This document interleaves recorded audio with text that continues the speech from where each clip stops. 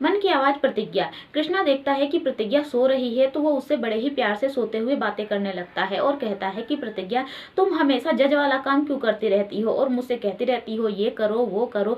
तुम मेरे पास कभी थोड़ी देर बैठकर प्यार से बात क्यों नहीं करती। मैं तुम्हारा पति हूँ और मैं तुमसे कितना प्यार करता हूँ, लेकिन तुम्हें तो कुछ समझ में ही नहीं आता और तुम तो हमेशा चाहती हो कि बस मैं काम करता रहूँ। और प्रतिज्ञा तभी बोल पड़ती है कि क्यों ना कहूँ, और तुम्हें मेरी बात तो माननी ही होगी।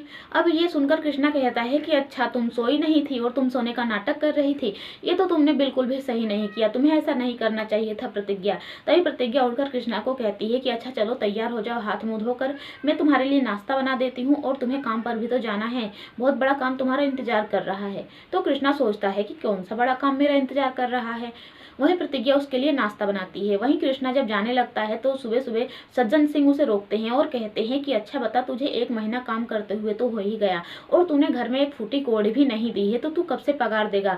मुझे तो लगता है कि मुहूर्त निकलवाना पड़ेगा पंडित जी से, उसके बाद ही तू घर में कुछ पैसे देना चालू करेगा। तेरी पत्नी तो बड़ी ही डंका पीट कर कह रही थी कि तू कमा कर लाएगा इस घर में और इस घर का खर्चा चलाएगा, लेकिन ऐसा तो बिल्कुल ही नहीं हो पाया और तुझे अब इस महीने घर का सारा खर्चा चलाना है और सब कुछ अब तुझे ही देखना है। तो कृष्णा कहता है ऐसा है, मैंने तुमसे कितनी बार कहा है कि तुम मुझे सुबह सुबह टोका मत करो, और मैं जा रहा हूँ ना तो तुमने टोक कर मेरा सारा दिन खराब कर दिया। और ऐसा है कि जब मैं कमाऊंगा तो पहली पूजा लाकर मैं तुमको ही चढ़ाऊंगा, दाढ़ी वाले बाबा।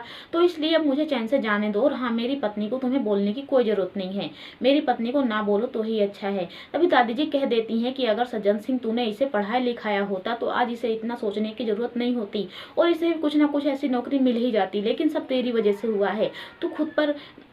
तू खुद को दोष नहीं दे रहा है। तो सज्जन सिंह कहता है कि मैंने जैसा चाहता था वैसा ही मैंने इसे बनाया, लेकिन जब से इसकी शादी हुई है प्रतिज्ञा के बस में ये आ गया है और वो जैसा कहती है वैसा ही करता है। अब तो ये सही रास्ते पर चलने लगा है। तो कृष्णा कहता है क्यों ना चलूं, तुमने मुझे बिगाड़ दिया था तो अब मुझे ऐसे गलत रास्ते पर नहीं चलना है। और ये कहकर वो चला जाता है। वहीं दूसरी तरफ केसर की टेस्ट की रिपोर्ट सब कुछ आ जाती है और उसकी सारी रिपोर्ट नॉर्मल नहीं होती है, क्योंकि उसकी तबीयत कुछ ज़्यादा खराब है, उसे ब्लड की कमी है और हाँ केसर प्रेग्नेंट भी है। और ये सुनकर सब घर वालों ना खुश होते हैं ना दुखी होते हैं, क्योंकि उन्हें समझ में ही नहीं आता। और केसर प्रतिज्ञा के मायके में है, जो किसी को कुछ भी पता नहीं है कि आखिर केसर प्रतिज्ञा के मायके में है। वहीं कोमल तो उसे बधाई देती है और कहती है कि भाभी अब आप हवेली में जा सकती हैं, कम से कम आपके पास एक बहाना तो है। लेकिन केसर कहती है कि नहीं, मुझे हवेली में नहीं जाना है।